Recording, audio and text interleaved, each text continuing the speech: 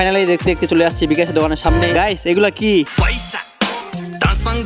Hey what's up family, this is me Azad Alif and welcome back to my another video. So brand new ভিডিওতে আপনাদের সবাইকে স্বাগতম।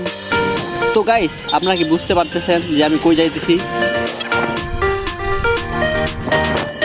আমার বড় ভাই থেকে সৌদিতে, ওখান থেকে অনেকগুলো টাকা পাঠাইছে, সেগুলো আজকে তুলতে যাব বিকাশ থেকে। আমি একদমই না লেট করে সোজা চলে যাচ্ছি বিকাশের দোকানে।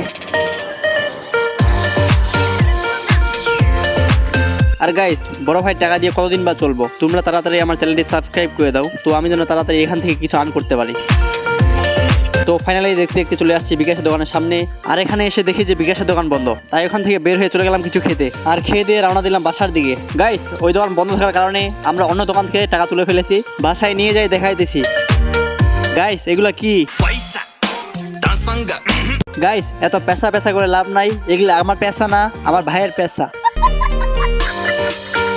তো আজকের ভিডিওটা এই পর্যন্তই। যারা আমরা আগের ব্লগগুলো দেখেননি অবশ্যই গিয়ে দেখে আসবেন, আর আমার চ্যানেলে নতুন হলে চ্যানেলটি সাবস্ক্রাইব করে দিবেন। তো বাই বাই।